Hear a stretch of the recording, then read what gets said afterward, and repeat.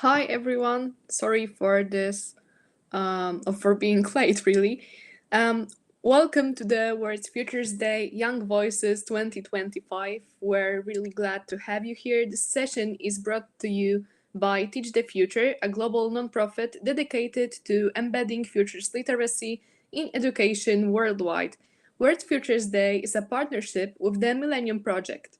Right now, we are all a part of a 24-hour global conversation about our futures, creating a space where all generations, especially young voices, can share their visions, concerns, and action driven projects toward a better tomorrow.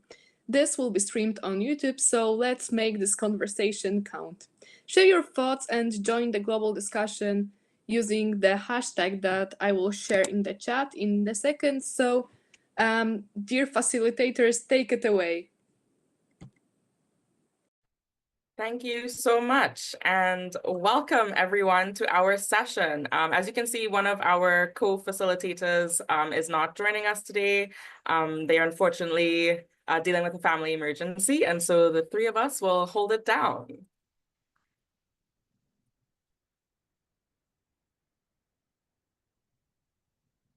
And so we're very excited to be here with you. I know it's 5 o'clock in Greenland right now. I'm personally joining you from Trinidad and Tobago, presenting our session, Rooted in Stories, Imagining Futures, diving into culturally specific storytelling as a tool for futures thinking. And so the way that things are going to run, we're going to go into some team intros, getting into the definitions of culturally specific storytelling, why it's so important, some examples that we see from our own cultures as facilitators, exploring how we take these culturally specific storytelling into the future and futuring, and then we'll end with a guided visioning activity to explore futures from our own individual unique cultures, and we'll reflect and share from that experience. So hello, my name is Alicia Richens. I am originally from Trinidad and Tobago. I'm actually really happy to be joining you from Trinidad and Tobago today. It is carnival season. I got home from another festival activity at 4 o'clock this morning. And so things are really in swing. I am based in Toronto, where I work as a climate justice facilitator, consultant, and founder of the Climateverse, which is a storytelling platform and futures lab that's really focused on radical imagining and co-creating climate just futures. And I will kick it off to Tia. Thank you, Alicia, for starting us off. Hi, everyone. Really excited to be here today. A bit about me. So I'm Tia. I was born and raised in Karachi, Pakistan. Currently, though, I'm based in California. I'm a second year at UC Berkeley, and I'm studying environmental economics and data science. So I got involved with Teach the Future about 3 years ago, I want to say, through their Youth Foresight NGFB Awards. And since then, I've always just loved taking part like in all of these different events, whether that's like the Biofutures Forum or World Futures Day. I think it always makes me feel so hopeful, and just I love being surrounded by people like you all, honestly. I also founded This Is Us, which is an organization I built, and it aims to build confidence in girls from a young age. And with that, I also like I'm under the role of being a youth foresight practitioner with Teach the Future. But yeah, that's just a bit about me, and really excited to speak to you all.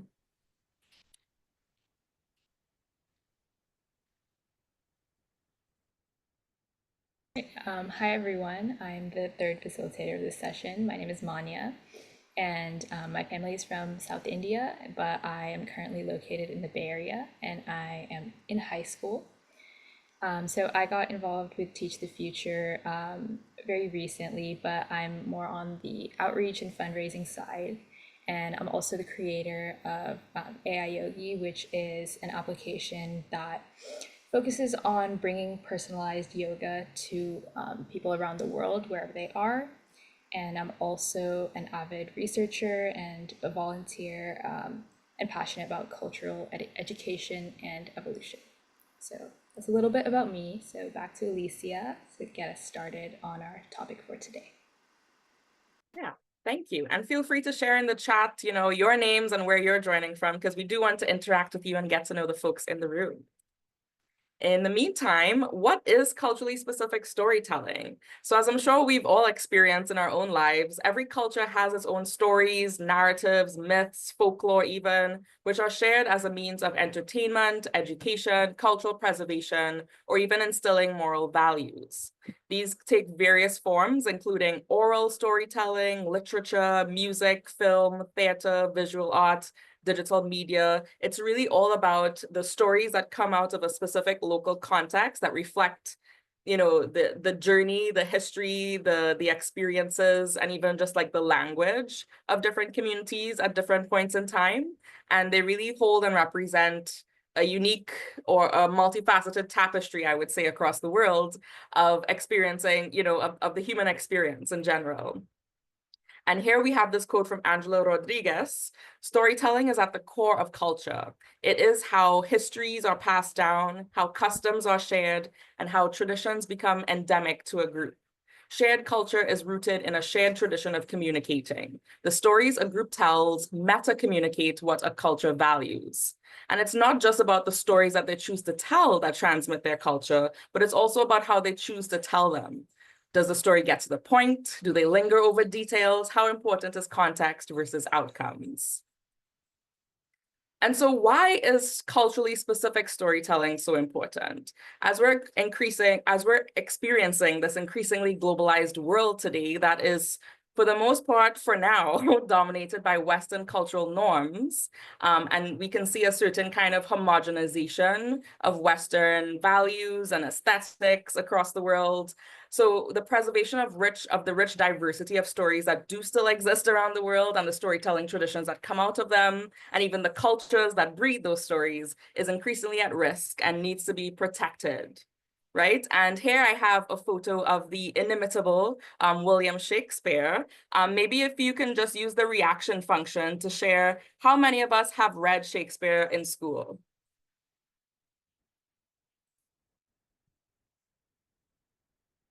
Can't find my hands up reaction, but yep, I see a point in the chat. Yep. So Shakespeare is actually a shared cultural experience that we have almost no matter where you live in the world. But, is that because Shakespeare is such an amazing writer, or was such an amazing writer? Or is it because he's the product of British colonization? As we know, the British ruled almost the entire planet at a certain point in time. And so it was really important for them to instill their cultural values of excuse me, European superiority, English cultural norms, English language across the whole world. So they built these educational institutions where now almost everyone on the planet has read Shakespeare as part of their required academic training. And so that's just one example of how important it is to maintain the rich diversity of stories and cultures that we have, so that we're not all just getting dominated by a singular worldview or a singular narrative. Over to you, Manya. Yeah, thank you. So now we're going to get into a few reasons why culturally specific storytelling is so important. So for one, it does preserve cultural heritage as it safeguards knowledge, traditions, values, languages, and dialects across generations from disappearing. And as we know that it's not just animals and plants that can go extinct, languages can go extinct as well over time if they're not used. And we'll get into more specifics on this later, but it also provides representation and belonging. I'm sure almost all of you can think of a piece of media maybe that you have seen yourself represented. So feel free to say that in the chat. And we'll be getting into this later, like I said. It also enriches global narratives through the diversity of human stories. And it also has the power to strengthen community empowerment and support intergenerational learning, as the storytelling bridges historical experiences with contemporary realities and can be a tool for social change.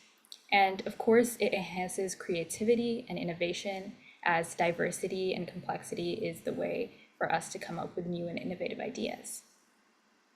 And back to you, Alicia. So we thought it might be helpful to share some examples as we're all, global South girlies living in the global North now, of culturally specific storytelling from places we come from. And so I can go first. And with the caveat that I am an aspiring writer, and so all of my examples are very much in the literature realm. And so the first one I brought up here is The Black Hot Man by Nalo Hopkinson, who is a Caribbean Canadian author who I absolutely adore. This is her latest book. And the synopsis is basically based on this magical, very Caribbean island called Chin Chin. And it's facing these conquerors from abroad and something sinister that's brewing from within. And it's a fantasy story. So there's definitely elements of magic relating to the Pitch Lake, which really connects to my own homeland here in Trinidad. We have one of the largest pitch lakes in the world. And it really unpacks the experience of colonialism, but projected into a fantastical future that imagines what it would be like if maroon communities, who are, for those who aren't familiar, maroons were folks who escaped from plantation slavery to live up in the forests or live in far away in the rugged wilderness, for lack of a better framing, to hide from slavery. And so it's basically, Chin Chin is basically like a maroon island where it's mostly populated by formerly enslaved African folks, indigenous folks, and other South Asian folks who were brought over for indentureship in the Caribbean. And it really explores what it would look like for them to live and work amongst each other, and deal with a colonial presence from the outside versus like right on top of them in their day-to-day lives.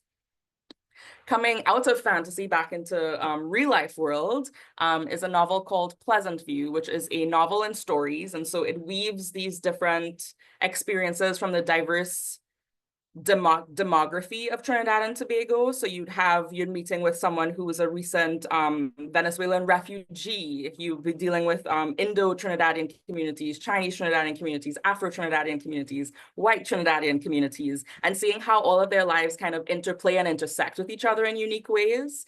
And really highlight, I think sometimes we romanticize the Caribbean experience as this, wonderful play space for tourism, but it really, challenges that romanticization to highlight, the difficulties that can come up for life, the real life people living on these real life islands day to day.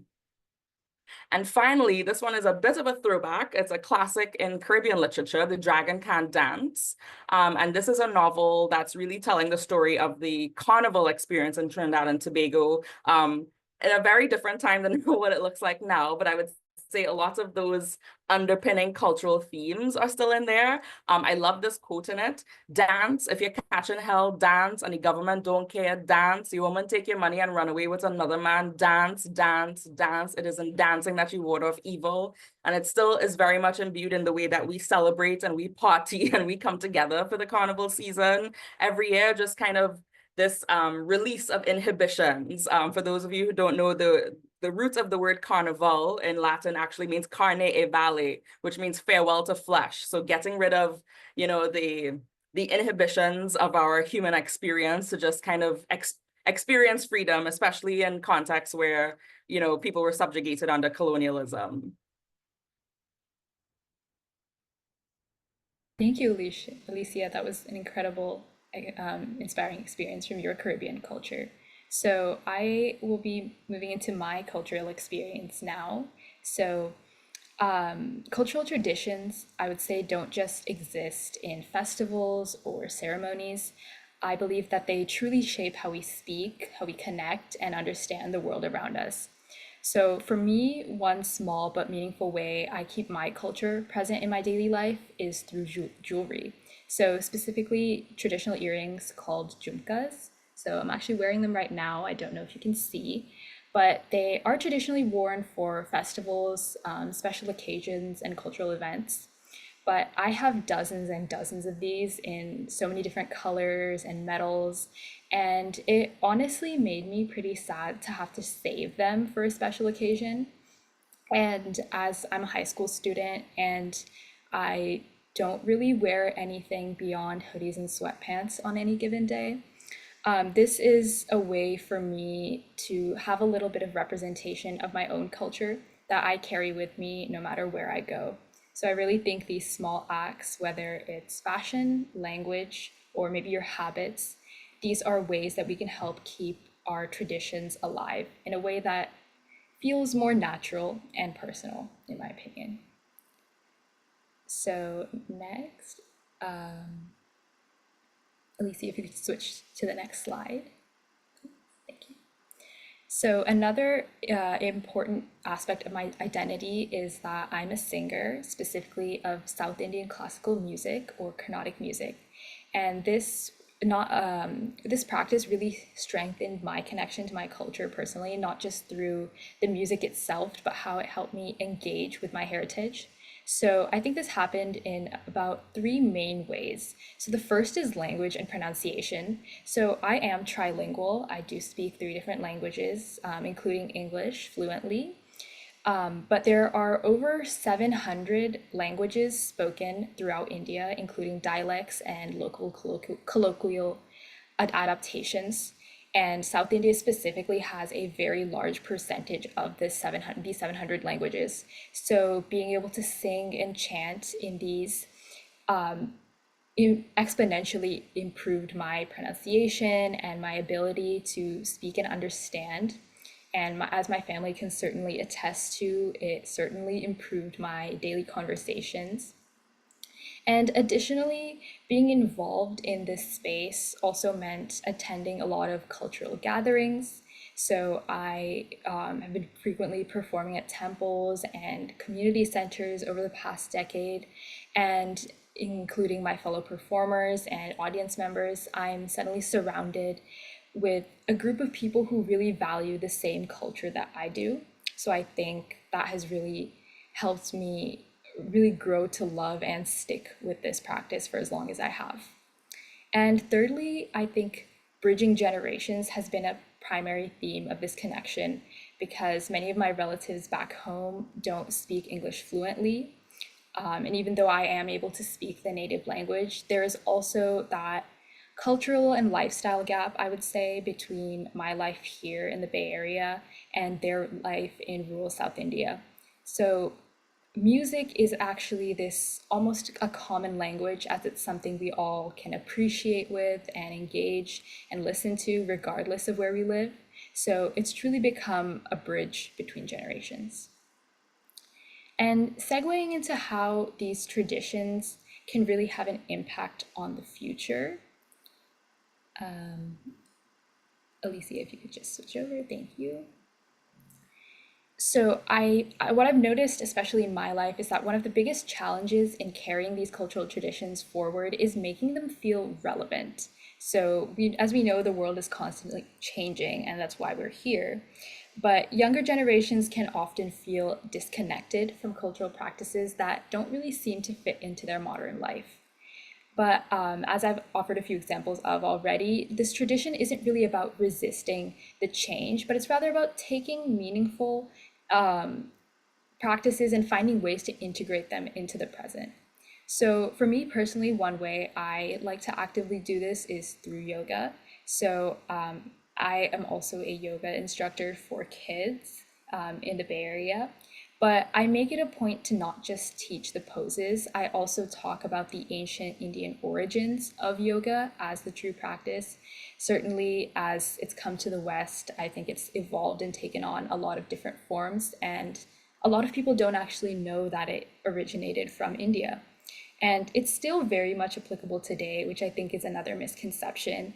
It's a very accessible form of movement that can be easily modified to fit anyone's physical limitations. And as a student, which is something I teach as well, it's helped me so much in caring for both my mental and physical health. And I try to teach this to my students as well. And I also make sure to be using the Sanskrit or an ancient Indian language name for these poses so that students are able to learn how to say them correctly, and for those who are from Indian backgrounds, they and their parents certainly agree that it helps them maintain this connection to their native language. So by continuing to engage with our heritage in our daily life, this really helps to create a future where our culture isn't something that's distant or outdated, but alive, growing, and shaping the world around us. So now on to Tia for her to share her experience. Thank you, Manya. So I want to talk about food also, just like building off of what Manya mentioned, because I think, I really can appreciate the dance bit because I think obviously South Asian culture dance is such a big part of expression. I think another part of that is food because it has a lot to do with your literal location. So what you have available to you, the climate, what food you can grow, what your ancestors have been eating for that like energy and to go about their daily life. And of course that changes over time, but I think the essence of it does remain the same. And so I think that as a living story does preserve your identity quite a lot across generations because it's passed on from your ancestors to you, your grandparents to your parents to you as well now, and keeps that culture alive, especially in such a fast-paced world where everything is changing. One thing I think we all can appreciate to an extent is food. It's something we always need, and even though it definitely does evolve, does change, in a way that essence, the heritage does remain the same if we do keep it that and we preserve it in a way that because it's not just a way to energize yourself, but as a form of sustenance, but also truly something that we all can appreciate because of the heritage that it carries. And that's what I want to talk about today. In particular, I do have like one main dish that I want to discuss. If we could move to the next slide, please. So for those of you that don't know, so aloo ke parathe, aloo is basically potatoes, and parathe are like it's like flour, I would say, some sort of roti, naan, bread of some sort, you can say, an oily version of bread, actually, if anything. So a little bit more unhealthy. But this was a pretty big part. It still is a pretty big part of my life growing up because whether that was at my grandmother's house, at my cousin's house when I would sleep over, I would wake up to the sound of my grandmother rolling out the dough on a wooden board, hearing that thud thud of the rolling pin was a very familiar sound, and I kind of always understood what that meant because I loved eating aloo ke parathe, and then you would smell the ghee, the oil sizzling, the warmth from it on the griddle, and then you have to. It's I guess in a way also a craft because you're rolling out the dough. You need to mash the potatoes. You need to spread them out on the paratha and then add another layer of the dough. And it does take, you need to do it all pretty well, make sure it's the right consistency, make sure you've done it with the right, just like divisions, and even when you're cooking and when you're frying it for the right amount of time. And it is a spicy potato mixture, so you're making sure that it's evenly spread. It has to create the perfect bite. And I think like because yes, the food was delicious and I absolutely love it. I love spicy food and it was a staple for me always. But I think because I associated it, because it was introduced to me through my grandmother, I think because of that, it became a really big part of my culture.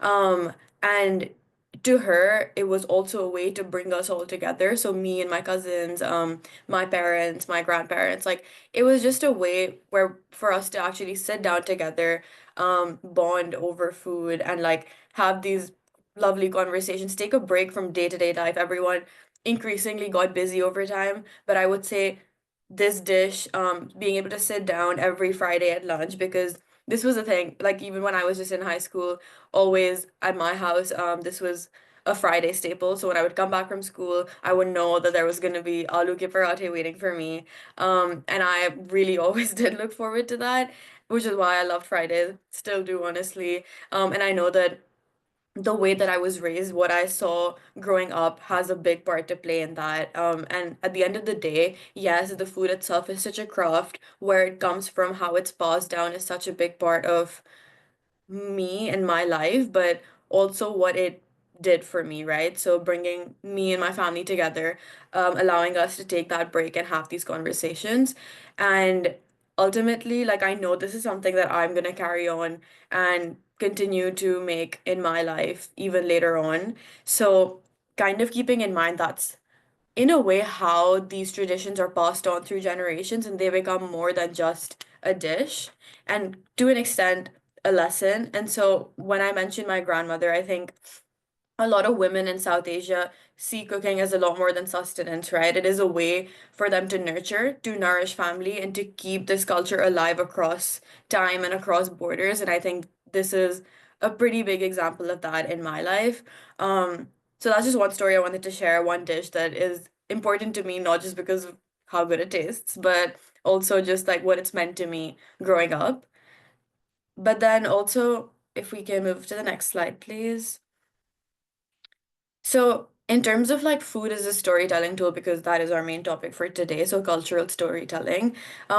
Like I mentioned, recipes are, it can be written or it can be a rough, just like it on the spot from scratch. But at the end of the day, like I learned this from my grandmother and from my mother, and it's kind of passed down, right? I think it carries that history, those stories, that adaptation, and it changes over time as well. But at the end of the day, like because of the fact that I learned it from someone that is so important to me, I know that I will carry it with me, and I know that, ultimately I do want to pass it on as well. And then with that, I also do want to outline, like I know I've constantly been saying, like my grandmother, because at the end of the day, I think in South Asia it is quite traditional for women to do a lot of the cooking. But and with that, I do also want to mention, like I do think women play a pretty major role in preservation and bringing forward this heritage and this culture because a lot of these traditional food practices rely on this oral transmission and this lived experience, which happens a lot more by women. I would hope to see that also happen increasingly through men as well. I think that like um women are often seen as the nurturers of the household, and I think because of that, there's a lot more connection built, whether that's to the mother and child, or otherwise. And I think that has a pretty major role to play in how culture survives in every household. But also, then we look at imagining futures through food. Like I mentioned, yes, I talked about the past and what this might mean for the future, but there are always times when traditions can be lost. So, especially now, we're looking at an increasingly tech dominated world. So we might also literally step away from recipes and making things from scratch. So AI generated recipes or even just lab grown food to that extent. Like, it's an interesting question to think about. Could that make cultural cuisine obsolete? Or is it something that, we can cherish to that extent that we want to keep it in our lives? And to me, I think that is something that I would want to do. I think that human touch does make it special. And also then traditions definitely do evolve, they change through with time. So could aloo ke parathe, for example, become a global staple, or will different cultural foods blend? Will they change over time due to migration, due to changing tastes, due to more food, honestly, also, and climate changing, what can be grown, what can't be grown near you.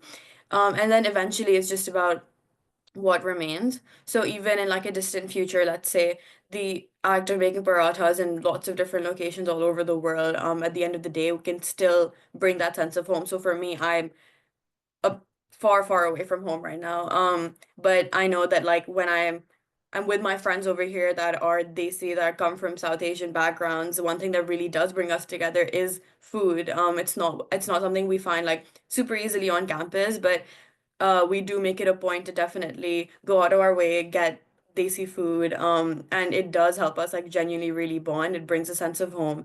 It does prove that that culture, when carried forward with intention, does remain resilient and adaptable. But yeah, that's a bit about, how I think cultural storytelling can be important, how food is a staple. And yeah, over to you, Alicia. Thank you so much. I hope that it's lunch or dinner time soon, wherever everyone is, because I know that this conversation is making me hungry. But on the point that you were making around migration, I saw in the chat a conversation about chapatis in Kenya, and the way of futuring. I think also of like the tradition of curry here in Trinidad and Tobago specifically, and how that was brought over with the indentured Indian workers who were brought over during the colonial period, and the way that it has morphed and, amended to the local context and the ingredients that they could find. You know, it's kind of like a green curry, but kind of looks like a yellow curry, and it's a very distinctive flavor, but it's just another way of like, we see like, you know, an historical approach to featuring with food. Yeah, yummy. I want some roti now. So we've been seeing a lot of really good examples in the chat. I'm hearing about, you know, the chapatis and the dosas and the pierogies and the tostones. What are other examples of storytelling from your own cultures that you'd love to share? And feel free to come off mute and share out loud, or just type it in the chat. We wanted to give a minute to hear from the folks in the room. What would you like to share?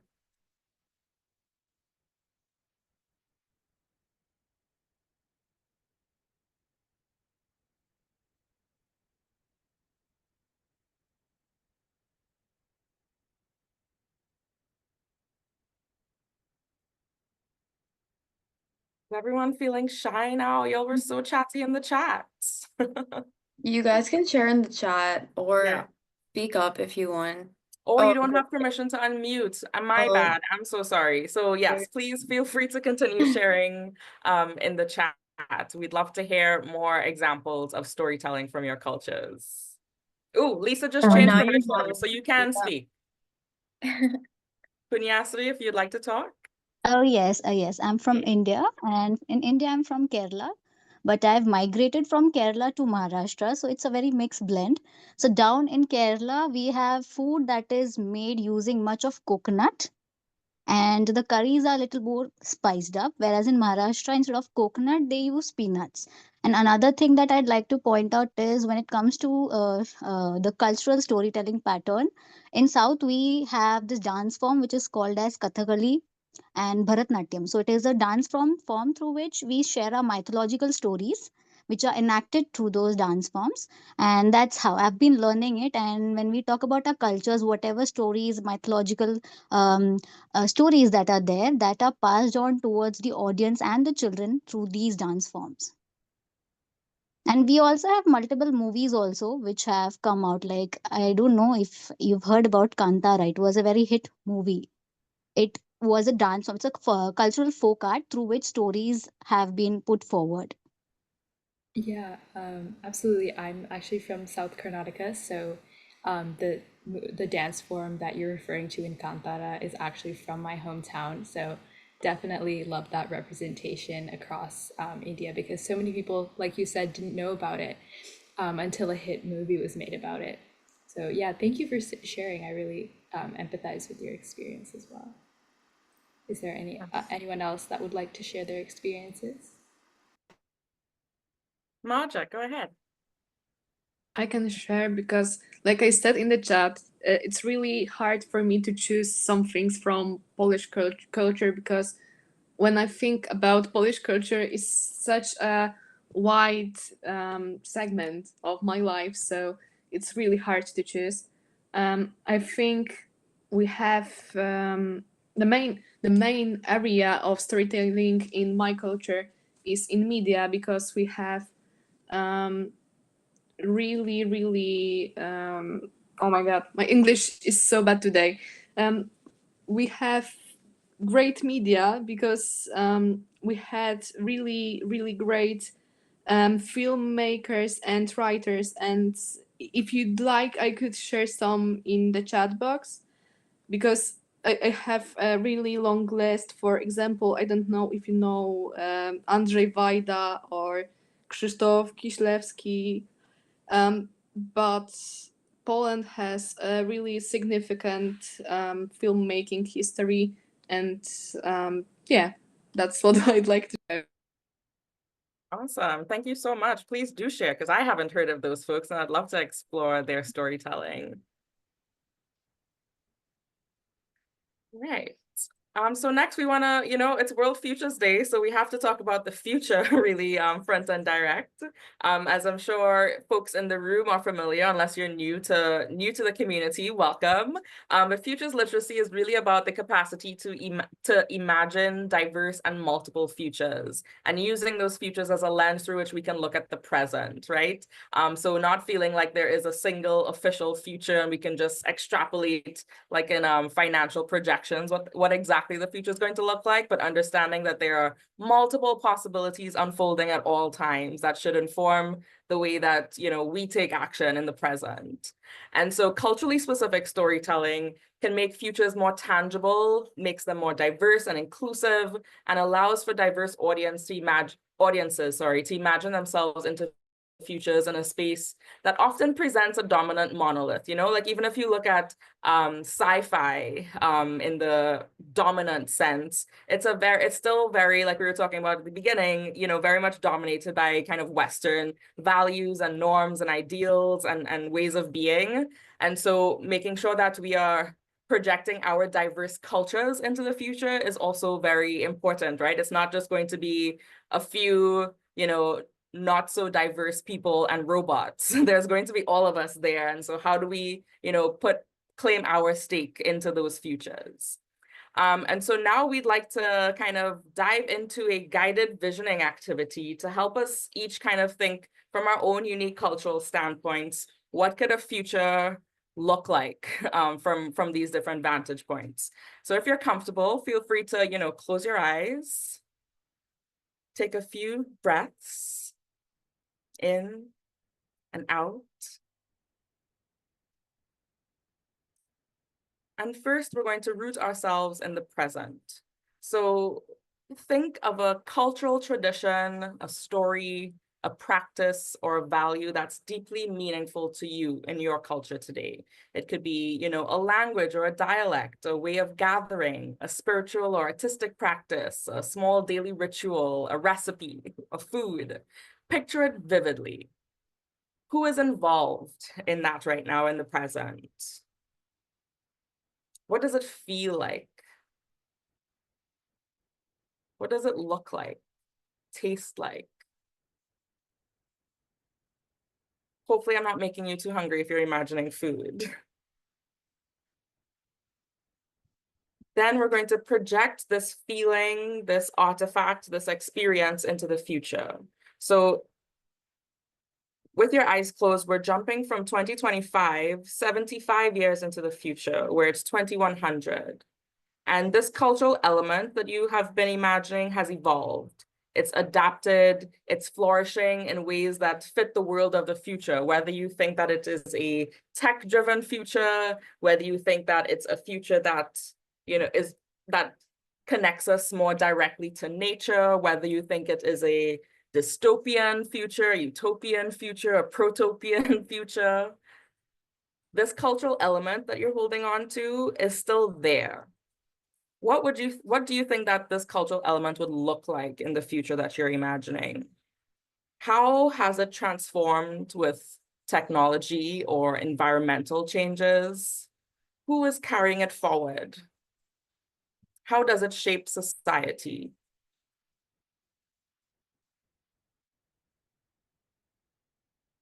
Now let's try to really step into this future. And of course, I'm using future in the singular sense because we're each stepping into a different future.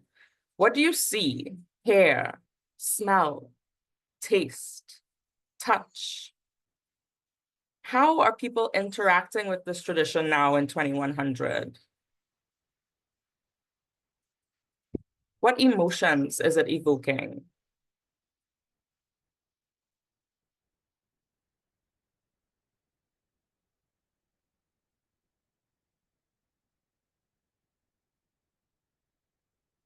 How is this tradition that has been carried 75 years into the future influencing the world around it?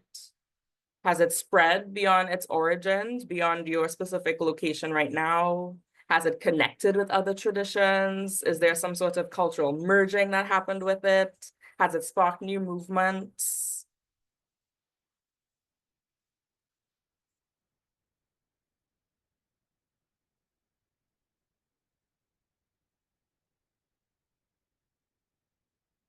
So now we can take another deep breath and come back into 2025 together. And we'd love to talk a little bit. You have speaking privileges now, and you can also just share in the chat.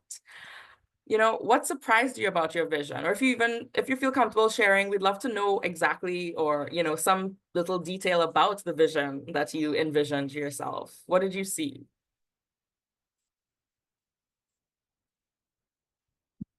There were some people sharing in the chats. If you guys want to, go ahead, talk about it. We'd love to hear from you.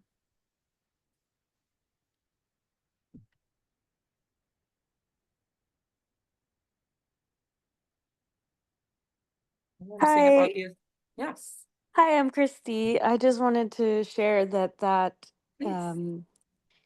sort of visual meditation was very powerful, and I got emotional in the best of ways, seeing an aspect of my culture which pertained to food. And I had mentioned tostones, and I just saw myself with my family. Um, and then thinking of how, technology maybe changed the process, with air fryers, like, is there, still oil? Like, what are we using to cook? And but the connection piece was so powerful. And I think that was a theme in today's session. And I really appreciate that because we all have those memories and they evoke such powerful emotions and in turn really connect us in that. And I just loved that. So thank you. Thank you for Oh, being thank here and you for sharing, sharing. Christy. Yeah. I really like that. I think that is so true.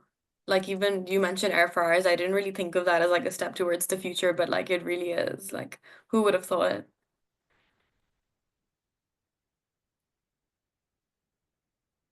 Lydia, please go ahead. Hi, so I'm feeling a bit conflicted about my vision for the future. Maybe because I picked something that is so, I don't know, intimate and special to me. So I chose coffee break, coffee time in the afternoon, which Brazilians usually do. I specifically thought about that, what I do with my grandma when we go to my grandma's house and she has cake and, those little things. And when I think about 2000 and 100, I still see that happening. I don't see the food changing that much. I still see that as moments of connection, of being present, of being intimate. Yeah, so I don't know. Maybe I don't want that to change, but yeah, conflicted. Absolutely, yeah.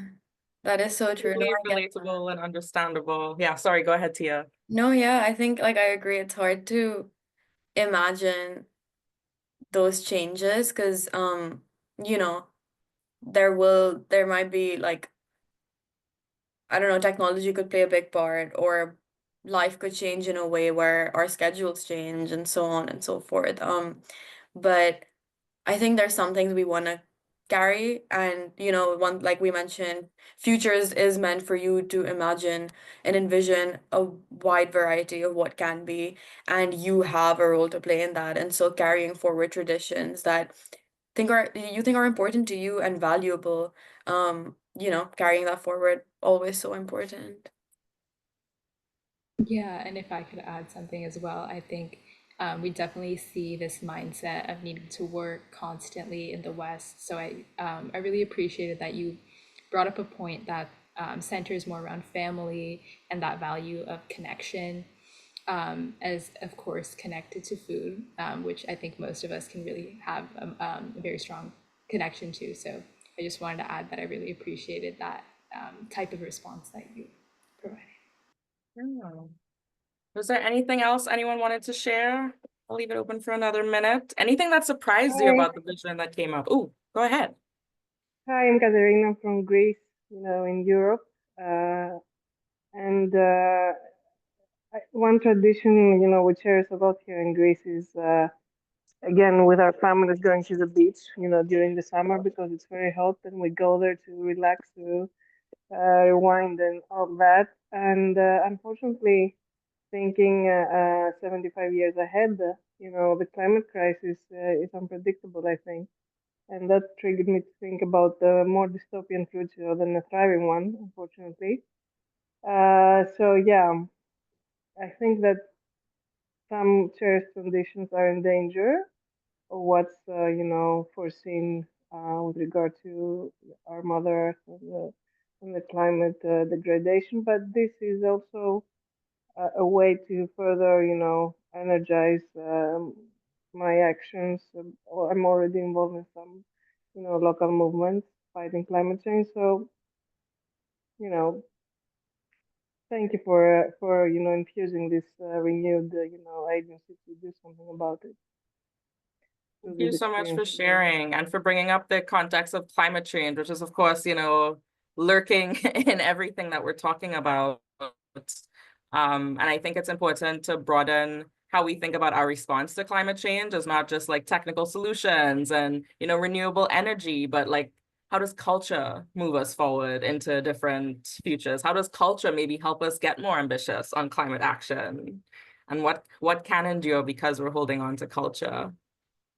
Yeah, I think one thing that I thought of when hearing you speak was also because of course like the climate is changing. I think there is a lot to think about, and I think like Alicia said, there's cultural traditions and um just like ways that our ancestors perhaps went about life that were good for our environment. But we could see more man-made environments like that. So even in Dubai right now, like the beaches that are there, they're all man-made. They were not natural. They also had artificial rain. It is a little bit of a scary concept to me, honestly. Like I love beaches. The man-made bit is a bit like strange to think about, but you never know what direction we could be going in. And speaking of Dubai, because I do like climate simulations, and if we stay on our 3-degree warming business as usual um, lane that we're on right now, by 2100, Dubai is gonna not be a desert anymore. It's gonna be underwater, And so how do changing landscapes actually impact how we pull culture forward? Yeah, So much to exactly. unpack This there. the same for Greece. We have so many islands here, so most of our shores will be underwater by then. That's why I also made this point. Wow. Well, thank you all for sharing. This was Manya, did you want to add anything? Oh yeah, I Just just so you know. I love the optimistic response I saw from Jeremias, I believe.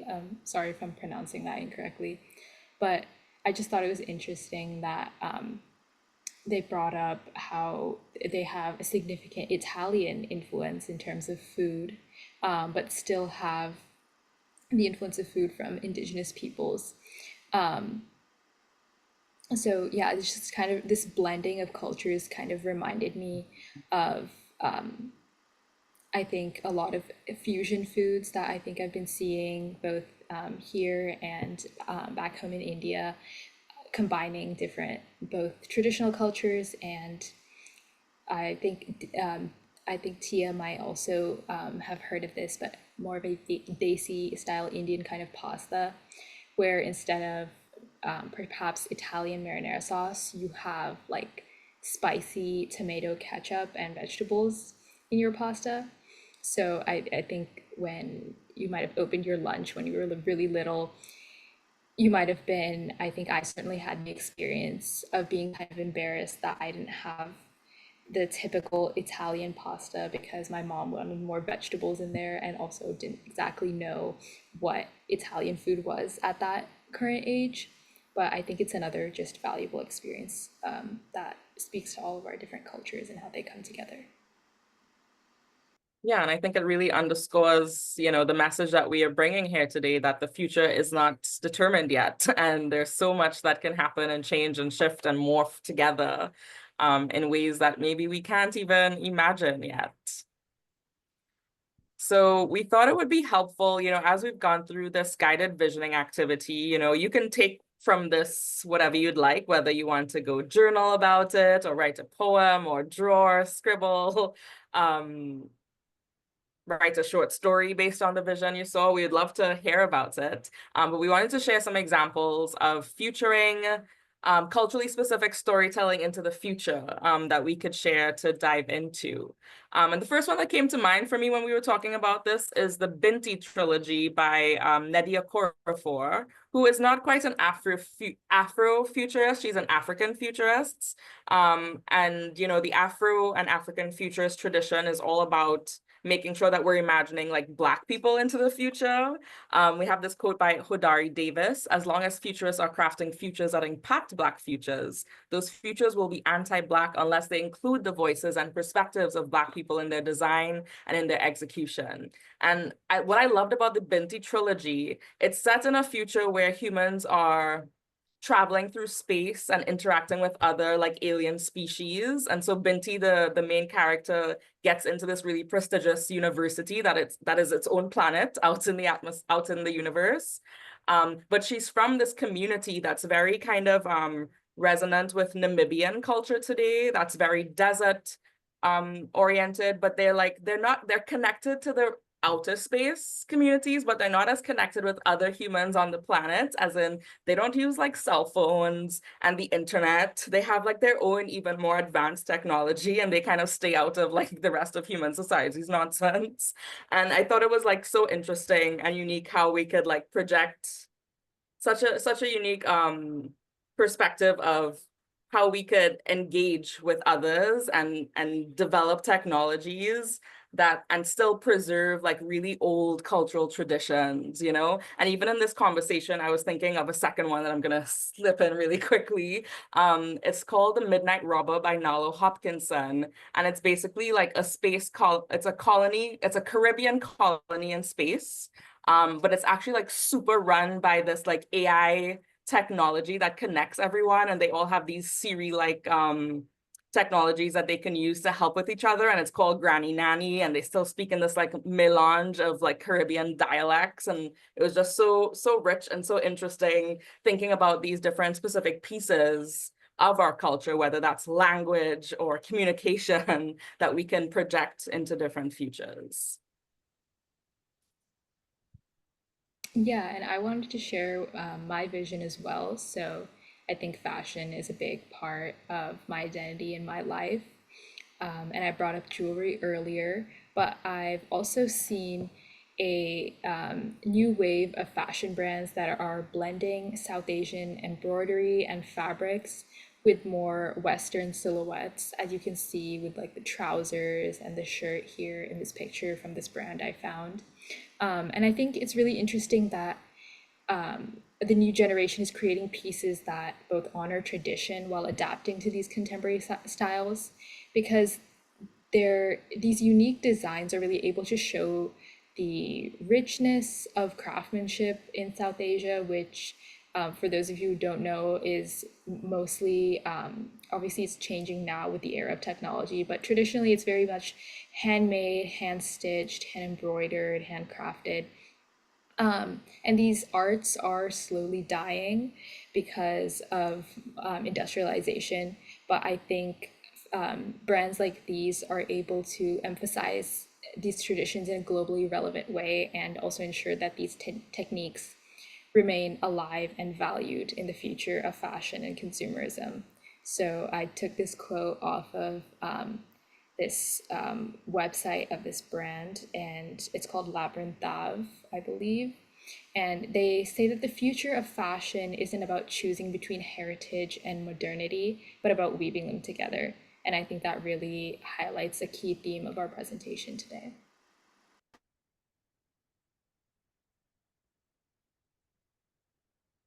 Yeah, adding on to that, I think what Manya mentioned is actually so true. I've been looking at a lot of like Desi merged with streetwear brands come up, and I do really like them. I think it's cool that we're like taking forward that heritage. Um, but so what I wanted to talk about was like sustainable futures, and I guess this has a lot to do with like what I'm studying, and thinking about like how tradition is going to be balanced with innovation. Obviously we have to think about like that tech-driven growth. AI, fintech, digital economies are all on the rise. And that could definitely change how we look at and how we treat financial services, even education, employment. All of these things are changing, and we see that already. I think at the end of the day, it's like maintaining that balance, because I don't think it's good to be on either extreme end. So, not fully against it, but also keeping in mind what's valuable as you go along. So understanding like that human touch carries so much value, but also we're introducing so many new concepts. so many new possibilities. Like us being here today virtually from so many different parts of the world is really, really cool. And like I know a few years ago that would have been an insane thought. So who knows what direction we can go in. Also then climate resilience. So we're seeing climate change, we're seeing rising sea levels, extreme weather, water crises. There are ways that technology can help us out perhaps. And, innovating in sustainable agriculture, green energy, urban planning. As such, also just like looking at cultural preservation in a globalized world. So honoring heritage while also embracing progress. So like we mentioned, something like storytelling. And then an important part to mention with especially futures literacy, youth and political shifts. So we have a growing young population. I think so many new perspectives could reshape governance, activism, and policy, which would really help drive movements towards equity, gender justice, and decentralization. And essentially, like the future isn't really one path. It's all of us have such an important role to play in it.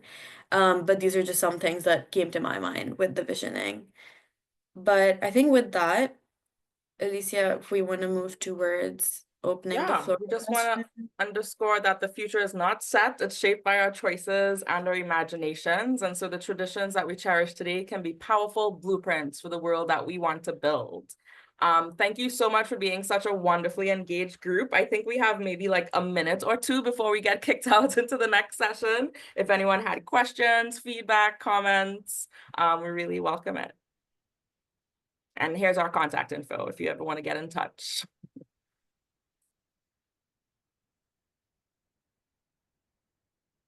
Any questions, any thoughts, you guys can just like go ahead and share really quickly. But thank you for joining. I really genuinely enjoyed hearing from you all, and it was like I've learned so much, genuinely. Absolutely. I didn't expect the audience to be as engaging as they were. So really glad and really thankful to all of you for making this so entertaining for us as well.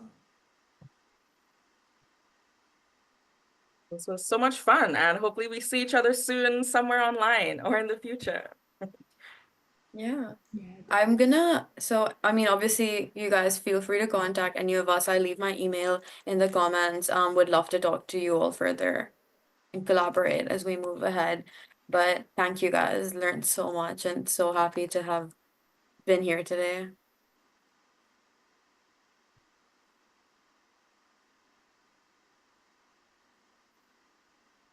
Hi, Tia. It's Lourdes here. I enjoy it so much. Hello, how are you? Congratulations to all of you. I'm in the airport. Who is doing the closing? Are you doing it, Tia? No, Oh, we have Maja. Maja's in the house. That was fabulous, ladies. That storytelling session. Thank you so much. My heart is so warm, and I'm making food now or during this session. We're going on 12 plus 12 hours here. So I am behind the scenes, and you all made me hungry in the best ways. Okay.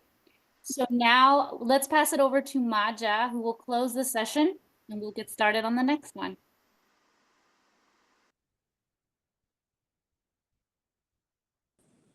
Hi again. So I have sent it in the chat in case that I would miss it. So as we wrap up this inspiring session, thank you all for being such a wonderful part of Words Futures Day Young Voices 2025.